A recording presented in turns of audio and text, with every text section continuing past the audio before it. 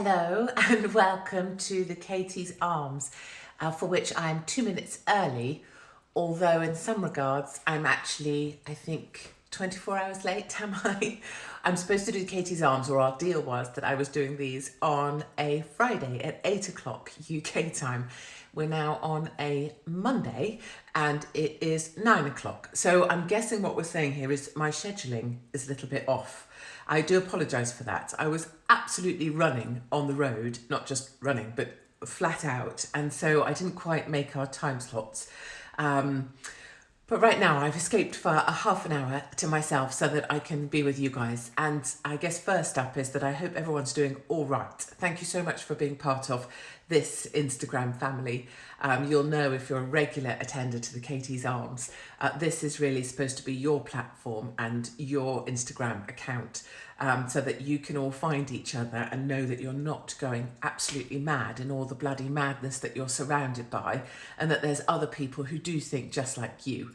The Katie's Arms came about because, of course, the pubs were bloody well shut. So we decided that this would be our online pub for now. Although I think actually, amazingly, you guys are now allowed to actually sit in a chuffing beer garden in -2 degrees with like one other person who you're definitely not related to and have never touched in your life, as long as you're wearing 85 masks and scuba gear. I mean, how just brilliant is that? I mean, that's just, that's just freedom right there, isn't it? That's the freedom your grandfathers fought for, is that you'll be able to drink half a chuffing cider in the freezing cold, dressed in full freaking snorkel gear. Yeah, really, potato in a wig, Boris Johnson. This will be my first Katie's Arms standing up. People usually ask if I've been drinking or if I'm on drugs, and none of those things are actually true. I suppose it's just that when you're around people and things are happening and your life is kind of surrounded by other humanity, where you get to actually feel each other and feed off each other like we used to do, life becomes much more tolerable. So please know that I do think of everybody in the UK often. I'm not gloating at all the fact that I am free here, even though I'm in California, which is kind of blue, or supposed to be blue, and incredibly locked down. I do think of you all often, I speak of you often, and when I share the stories of what's going on in the UK, nobody here can believe it. I mean, like, there's gasps in the crowd if you tell them that my children have to wear a sticker to show that they're unclean in class because they don't want to do a damn test for something that's never going to impact them and never really existed as a big problem for the young people anyway. There's gasps from the audience. The fact that I believe within 5 years British people won't get to own their own private vehicle. Nobody here can quite believe the scale of the descent of the UK, and it makes me feel kind of a bit better that at least I'm over here helping to talk to you. Now, I think some of the connection is bad. I think some people are struggling. So I'm just going to muddle on through, because you know what? Shit happens and life isn't always perfect, and mine certainly hasn't been. I should tell you actually about my book, Rodeo. Now, I've always said that this is not a place to, everybody's saying that the Wi-Fi is not great here. I don't know if I can help that. So I'm just going to plough on through. If you need to go and do something else that's far more interesting in the UK, I'm not sure I've got much competition. So you do you. There's nothing I can do about the Wi-Fi, guys. We're going to have to suck it up. Also, you don't really need to see my face to hear me. What we could also probably agree is that it might be well improved without looking at my face, like just the audio. That might be better. Like that whole face for radio thing, that might be a truth too. I wanted to just talk to you briefly about Rodeo. So Rodeo is coming. Some people are saying just refresh it. You guys are so fussy. Seriously, what am I supposed to do? Rodeo is coming, the book. I filed some of the first draft to a gentleman who's helping me edit Rodeo, which is coming. And he gave me a call the other day and said, Katie, I'm just wondering, we ought to have this chat. So I wondered what was coming, or whether I'd written something that was so offensive, maybe I'd even lost my own editor. But he said, you have a lot of issues. You have a lot of unresolved issues, and you've sort of written them here. And I don't know whether you want to let people know how many unresolved issues you have. So if you've read Rude, you'll know that I've got issues. And if you've been part of Katie's Arms, you'll know that I've got issues. It's not going to be like breaking news to any of my family here. I think Rodeo probably goes the next level and deep dives into some more of those issues. Or certainly I just write like I speak now, right? Which is without filter. You're getting the whole damn thing. But clearly the new book's going to come with some advisory, like you're going to read about my issues. If you thought I was perfect, you're going to struggle with Ruda. Because all it was going to do is basically do the same as what Rue did, which was make you feel better about your life. Because whatever you've done, I've done bloody 100 times worse. If you've been fired from a job, I've been fired from like 15, maybe 20 of them. If you've divorced somebody, that's going to be all right too. I've got that covered in the book. The book Ruda is going to be, and I don't really hate people that try and sell their books. I really don't give a shit if nobody buys it. I just wanted to get this stuff written down. It's written as a basic self-help guide in a piss-taking kind of way of how to survive modern life, like the shitstorm that we live in. That's what this book is. So each chapter is basically my massive mess ups or fuck ups, and then how to get through them. And when it's happening to you, so if you feel crap about yourself, how to deal with that. When people are being freaking unkind and you hate everybody on your WhatsApp group and everybody on your Facebook community group is an asshole, how to deal with that. How to deal with assholes in the playground, how to deal with assholes at work. In fact, maybe the book is largely a lot about dealing with assholes. It also talks about the stuff that's happened to me, or that I've caused to be happened to me, because obviously I have to own my shit because I created all of it. But in terms of being fired, it deals with that. Being taken to court, it deals with that. Losing every job I had deals with that. Taking other people's husbands, it deals with that. So it's all out there. I mean, it's naked. It's very naked. And we'll get that out at some point soon, hopefully. And there's also been a lot of, my initial book, which no shop would stock in the UK, like everyone rejected it because obviously I'm a Nazi, an Islamophobe, a fattist, a sexist, a white supremacist, what else am I? Islamophobic, a racist, bigot, fascist. Because I'm all those things, Waterstones wouldn't stock the book. It was still the bestseller for the publisher, and it sold out. And it now exchanges on eBay for like $500, and that's not cool. So we're trying to get some more reprints done so that if you want it, you can read it without having to pay £1 billion for it, because that's ridiculous. So the books are coming, and I'm really trying my best. But I should warn you that Ruda is exactly that. If you want to read about my issues, you can read all of them there. I wanted the chapter of this, what are we on, 10 past. I'm going to try and do questions, I promise. Somebody just wrote, die. No, you asshole, I won't. I can't die because I was not born. I landed. I am immortal and I am eternal. And your hatred, darling, makes me stronger. And the fact that you're on my Instagram page watching me whilst writing die tells me that I'm winning and you're losing. Now go and take your sticky little tiny penis, go and see your mum, and she wants you to pick up the tissues around your bed. Off you pop now, my darling. I don't want you here on my feed. Please go away. Please leave the room and let the adults have a conversation. Thank you so much. This little episode of Katie's Arms is called Try Not to Be a Bastard. And that's just that's kind of the topic that I wanted to talk about. Try not to be a bastard. And I think it's a really good, moral for our time, right? I just need to have a little drink because it's 85, to be a bragging sod, 85 degrees here in California. So try not to be a bastard. And the inspiration for this was a lady in a hotel foyer where I was staying in a place called Grass Valley, which is actually a gold mining town and has lots of Cornish people here historically. And so they sell Cornish pasties. How about that? So try not to be a bastard. So I was in the lobby of the hotel, the foyer, whatever you call it. It's just a regular hotel, not smart or fancy or anything. And I'd come in from a run, so I'm kind of sweaty. I'm breathing all over everybody. People are trying to have their breakfast. I can see that's a bit obnoxious. I didn't have too many clothes on either, so there's kind of a lot of flesh. The thing with the whole lockdown bullshit means that I have gone the other way. It's making me take things off. So there's a lot more of my skin on show, and it's kind of old, so, suck that up. It's making me not wear shoes, which used to be like a weird vegan homeschooling thing, but I'm doing it now. So basically, if I have to put a mask on, something else is coming off. Like, it could be my shorts. I don't really give a shit. So that's happened. So I was in the hotel lobby, largely undressed, having come in from a run and sweating. And I saw this woman bustle up to the desk where a lady just been helping me, getting me some damn shampoo for this mop on my head. And I saw her, and I saw her anger. I saw her rage. I saw her bastardness coming out of her skin. I could smell it. I could smell the bastard coming off her. So she goes up to that damn desk with this sweet little lady that just gave me a freaking little hotel shampoo, and she wasn't doing so well, to be fair, that lady. She looked rough as all hell, and she was sweet as a thing. Anyway, this bustly bastard lady comes up, gets behind in front of that desk and starts shouting at the sweet old lady behind the desk to say, your management, you should tell that woman.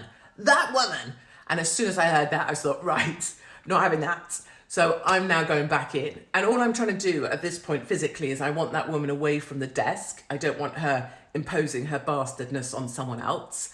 I don't want to physically violate her, though I'm perfectly willing to. And I want her to step back from her bastardness. So now I'm herding her in the lobby in front of the breakfast room and everybody who's eating, just trying to calm her and herd her away from the desk, which I did. She's still shouting at this point that I'm selfish.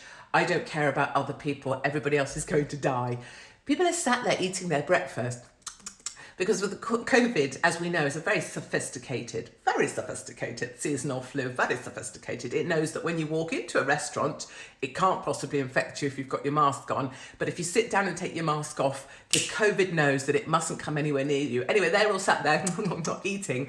I'm now herding the bastard away from the desk, threatening to physically violate her, but not saying that, just showing my presence. And now she's running away and her husband's running away and they've gone to hide behind the breakfast burritos. So, and my message to her, of course, is the message that we, share here, I think, or even if you hate me or disagree with me, doesn't really give a shit about that either. My message to her is that, can you own your issues? And if you want to stay indoors, that's great. If you want to hide in your room, that's great. Don't impose that on me, and don't be haranguing a beautiful member of the hotel staff about me. Like, if you've got a problem with me, it does need to come direct to me for me to fix that, or, as I'm now going to do, threaten to physically violate you and make you hide behind a breakfast burrito. So that lady was the inspiration for my Don't Be a Bastard. And so it's a message to everybody out there. Just have a little think tomorrow as you're going about the place. If you're about to open your mouth and say something unkind, think, let's not be a bastard. Do the opposite. Do the kill it with kindness. Buy some flowers and give them to someone randomly. They'll think you're a freaking weirdo and they will be suspicious that you're trying to poison them in some sort of Salisbury knobshop poisoning event. But just do something the opposite of being a bastard, because it feels really good. I do it loads. People often think I'm weird when I'm talking to them or giving them things for no reason, but it's a lot of fun. Kissing people as well, that works. And yes, I don't need to go into that other than that can definitely help people. Now, mother, if you're watching this, as we all know, Katie's Arms is not for you. Mother, go and do gardening, watch Monty Don. We're not supposed to be on here. We have discussed this, haven't we? So that was Don't Be a Bastard. I wanted to also catch you up on Rodeo, which has been an absolute revelation to me. Rodeo, it turns out, is the hottest thing you could ever get. I went to Rodeo the other day. There must have, I don't know how many people were in the crowd. There must have been thousands and thousands of bloody brilliant Americans in this huge rodeo arena under the scorching sun. All of the men were just hotter than, you could literally, purely through osmosis, I think, I just got testosterone. Casta Semenya right now with her internal testes, obviously a man running as a woman, but can't say any of that because obviously you have to go to jail immediately. I think I've probably got more testosterone than Casta Semenya at this point, just by being in the testosterone soup of rodeo and just being around men being men in very excellent jeans and excellent buckles and hats, and just terrific. I so want to pick up, did I mention this to you guys? I think I did somewhere along the line. If I could pick up 20 million British people, which is sort of the decent ones. I reckon the UK, they say, has got 63 million, headed to 72 million. That's a load of shit, obviously. The country's obviously got around 85 million with all the illegals coming all the time and everybody having 55 billion children that no one ever declares because it's cheaper to stay off the system and off grid. But if I could pick up 20 million Brits, which is the percentage of Brits that I think are decent, like a third of the country are decent, I would bring them to Rodeo just for the day, just to sit there and remember what it's like to be around real men who can dive off of horses to wrestle a small bullock to the ground and get all of its 4 feet off the floor, and women riding their horses without care or underwear. I mean, how fabulous. They're called buckle bunnies. What I wouldn't give. I always say I don't want to live my life again because it's so bloody exhausting, darlings. And the whole being beheaded thing and, you know, having everything taken, it's quite tiring. It's been tiring, darlings. But if I could go back and be a 23-year-old buckle bunny for a season. Is there such a thing as seasons in rodeos, like ski season? I don't know. Don't know why I'm looking over there. It's not someone to ask. I would definitely do that. Everybody must go to rodeo. Go to rodeo as soon as you can. As soon as you're allowed to fly somewhere or figure out a way to get to America without freaking asking permission from some twat in a wig in some cheap polyester suit in Downing Street. Bloody go. Go to rodeo and you will feel better. Just being around real men. Because when you stand amongst these real men at rodeo, you look around and you go, no one is taking this shit away from Americans. Nobody's going to take private vehicles away from Americans. No one's going to take weapons away from these men. No one's going to tell these men that men can now be women and run as girls in races. And if any man tried to become a girl and run in a girl's race, these men would sort them out pretty quick. So it was just really uplifting. And to see the women as well, just dressed beautifully, beautiful hair, all thick and lovely, all their little tops on with their tiny tops and these brilliant jeans, just being super attractive to be around these brilliant men. It was just restorative. So it's not very helpful to someone who's sitting in, you know, Luton and hating the world around them and feeling like they're being shoved out of their own country to say, go to rodeo and feel better, because no one's allowed to go to frickin' Waitrose for more than 2 hours without 85 masks and scuba gear. I'm just kind of putting it in your minds that salvation lives on even though you can't see it. And I'm just trying to let you feel some of it through me somehow. I'm trying to be a conduit for freedom, my darlings. I wanted to talk to you about Beverly Hills as well. Beverly Hills is a ridiculous situation. I mean, my gang in Beverly Hills, the conservatives of Beverly Hills, are obviously brilliant. I did 2 nights of stand-up at the Lux on Sunset, which sold out, and it was brilliant just to see the room pissing themselves laughing. A lot that was said that was inappropriate. There was a lot of oversharing from me about smear tests and things which are not necessarily the appropriate comedy for conservatives on Sunset Boulevard in one of the smartest hotels, but we all have to push the boundaries, darlings, don't we? But the weird things about other Beverly Hills types are like, they talk about the vax as if it's a freaking pair of sunglasses or a handbag. So they go, did you get it? Did you get it? And so they go, did you get the Moderna? Oh, I got the Moderna. Oh, I got the Johnson & Johnson. I got the AstraZeneca. And they talk about it like by brand, as if they're buying something and different brands are going to be like more elevated than others. LVMH. Oh, did you get the Gucci? Oh. And now I've taken to doing, if someone tells me any vaccine they've got, whilst I'm being open-minded, and obviously everybody can do what they like, if they say, oh, I got the J&J, I go, ooh, and just go really quiet. Or if they go, oh, I got the AstraZeneca, I just, and just look concerned and slightly off to the distance. So... Or you can take it one step further, but you don't need to do this. So if someone goes, oh, I got the Pfizer, you go, oh, right, okay, so, and you're, no headaches, no, okay, brilliant, that's great, and then walk off. But I actually think concerned face, look to the distance, eyes off slightly, and walk away. That's the line that kills them. And then is there something? And just leave them with that. Leave them with their thoughts about, shit, should I have had that injectable liquid that I don't actually know what the shit it is, or for something that wouldn't have killed me anyway, or am I so fine? So practice, concern face and silence. One of the most powerful things, says the woman who never stops talking, is silence. So if you just have a couple of lines to deliver and then you leave someone with silence, that silence will be the thing that crushes their soul and their heart. And actually, it's a good bit of advice for life, right? Is if someone's being super unkind to you, or they're trying to goad you on a Facebook page, or they're trying to, well, I'm doing this because I'm this, and I'm so fancy, and I'm this, or I've stayed inside and I've sanitized everything, and I've told them they can't come because I'm so freaking holier than thou, and I'm on the moral high ground because I've told everybody they can never speak to me again, and I've been indoors solidly for 4.5 years straight, and I'm just, a Puritan, and all I see is my cats, and that makes me brilliant. Just let them go. Let them go. Let them sit over there quietly, even delete them, remove them as friends, unfriend. It doesn't matter. Don't worry about their feelings. Let them worry about their own feelings. Just get rid of the people in your life that are pulling you down, my darlings. You only need 5 people in your life, if that. You can probably buy 2 of them, darling, down the local knocking shop. And the rest would love you more than ever, no matter what you do. Have a little look at the people you surround yourself by. Give some silence to them as your gift. For May. What are we in? Are we in April still? Or did we get to May? Christ knows. I don't know. I don't even know. I don't even know where I am. I've had the same clothes for 62 days now in a small suitcase. Don't even know what month it is. God knows how we're doing this. Give them the gift of silence for May. Yes, let's say May. That May. You're going to silence as your response. You're not going to be goaded.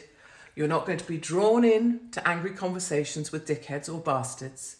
And you are going to remove some people who you don't need in your life. Think about COVID the way you might have tidied your garage, or you might have tidied your drawers. It is time to tidy your life, my darlings. Separate yourself from the nasty bastards who pretend to be your friends and are actually just trying to draw you down, or have never had a nice thing to say to you, just snarky comments that they share on a different WhatsApp group. Get them out of your life. Right, hold on before I dehydrate.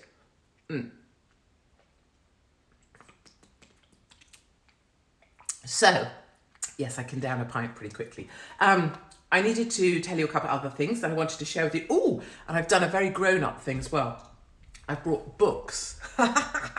Check me out. Check me out in the local Wetherspoons with my books. So, not trying to flog them either. I just want, there's one of them I want you to read or think about reading, or don't buy it, try and scab it off someone else because I don't want to give the guy the money. But so there's a couple of things. Anyway, I just wanted to share my schedule in case anybody's watching, and in case they might be able to come find me, or I can come give you a cuddle. You'll have seen I've smeared myself up against literally everybody on this planet. Mexico, Germany, well, not Germans, I don't cuddle German people, or short people. Short women, yes. Short men, no. We know. Katie's Arms, we don't do nipple height. That's a rule. That's how you know Sadiq Khan is a complete git. That's how you know Fauci's a git. That's how you know, well, really any short people. I don't do short people. Anywho, the schedule coming up, Murrieta on the 21st with Pastor Tim Thompson. If you're in Murrieta nearby, come along 7 o'clock at the church. It's probably going to be rammed. You might be standing. Just suck it up, babes.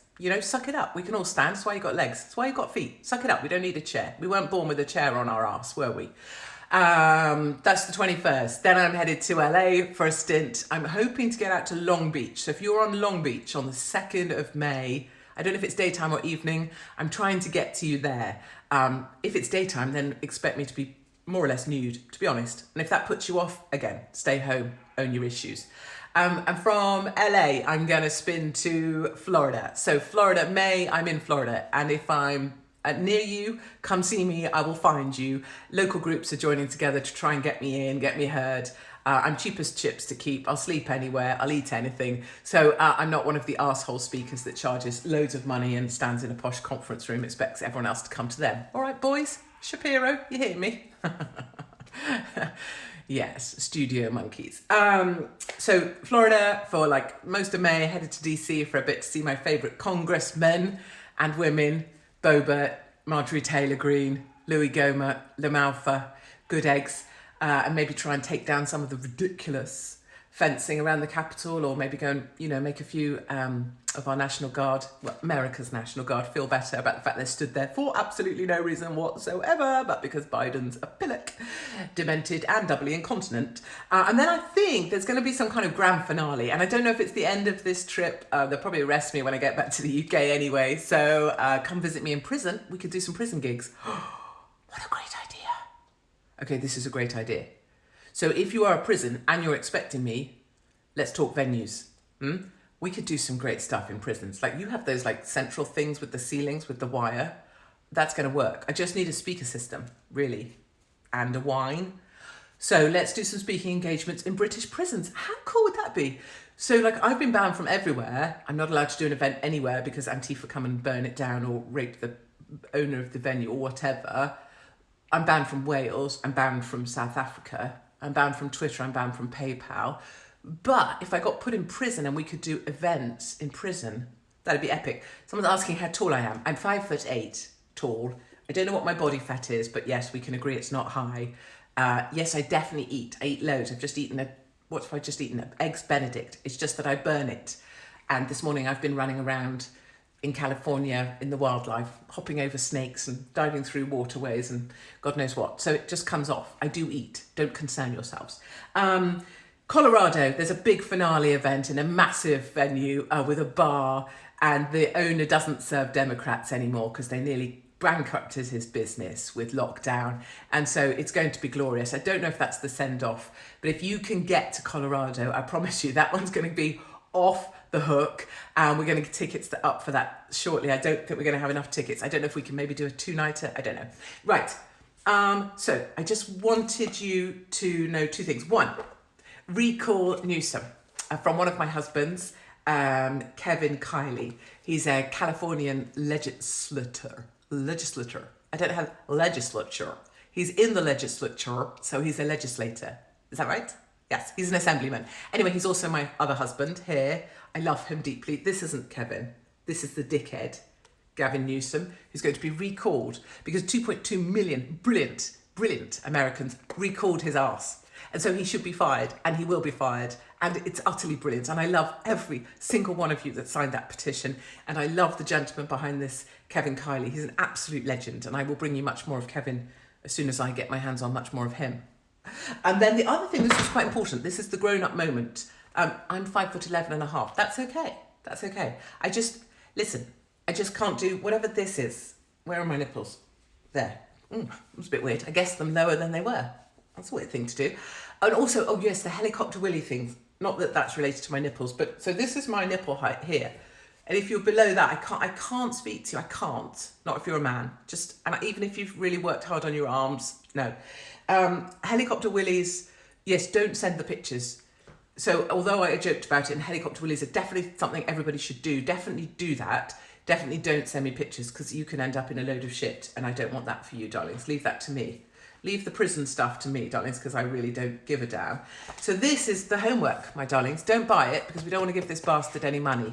The Fourth Industrial Revolution by Klaus Schwab, founder and executive chairman of the World Economic Forum. Let me put it here. If you can get a copy of this without giving this guy any money, please do. It will help explain what the shit is going on. And the shit that's going on, of course, is that this has all been planned. It's all been structured. And the basic idea is they take away from you everything you ever had. So my premise that within 5 years, British people will lose their right to own a private vehicle. And currently, the reason there's a 7-mile radius deadline on the UK citizens, if it's still there, is that they're trying to train you for a time when you're only allowed to use state transport and you're not allowed to go further than X miles from your own home. And you will need paperwork to go anywhere when we get full communism. But if you go to the back of this book, to the thing that calls Appendix Deep Shift, if someone's got this or can get this for free, get it up on my Instagram, find a way of people being able to read this without anyone having to pay any money for it, this is the bit you need to read, Deep Shift. And it basically goes through what's going to happen in the next 5 to 10 years that's basically going to screw everything that we know. Take away your cars, put additional memory, implant it into human skulls, wearable internet, take away roads, yeah, we did that, homes all connected, people connected to state transport services, eventually us becoming designer beings, so we'll no longer create babies normally, we'll do them by design, and that eventually we become kind of hacked humans, right? And so that we end up servicing the robots and the AI that will actually govern us. This is very instructional. If you care to read it, If you think it's a load of crap and conspiracy theory, that's fine too. I'm not trying to shove it down anyone's neck as the Bible. It ain't the Bible. But it does give you an insight into the craziness that's going on behind the scenes. Remember, every time you shift away from petrol, diesel, stuff you can buy yourself, stuff you can fuel yourselves, if you go to electric, how is it you think that they can update an electric car without you taking it in? What do you think an electric car actually runs on? Who controls what an electric car runs on? What happens when they decide to turn all electric vehicles off and declare that no one owns a vehicle anymore? I'm just throwing that across the bow, throwing it out there, because it sounds wacky. I sound like Alex Jones on acid, but maybe one day it will be, you know, that Hopkins woman, she wasn't such an asshole after all. Anyway, listen, thank you for staying with me. I'm so sorry that I haven't answered questions. We all know I'm a bit shit at that. I'm thinking, you know, what we might have to do one day is do an hour when I've got great Wi-Fi of Katie's Arms. And maybe I promise that I shut up after half an hour, and then you do questions if they're sensible and they're not just telling me to die, because I've been a terrible failure at questions. If you'd like my schedule, if you'd like to find out about tickets, if I can help you, katie@katiehopkins.co.uk.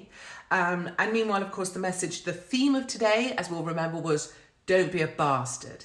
And, you know, let's try and make other people live that as well. And you can do it just by being the person that opens the doorway to being sweet and kind, instead of arseholery and telling me a rule I really don't shitting well need to know. Those little sticky circles on the ground, let's remember that those are just sticky circles and that they pull up. Let's remember that. Let's remember rules are advisory. It's an advice that you might choose not to take. Let's remember you do you, and the time for asking permission is over. And everybody else just hang on in there. And one day you'll be at Rodeo. You'll be amongst the testosterone soup, and like me, you'll turn into Caster Semenya.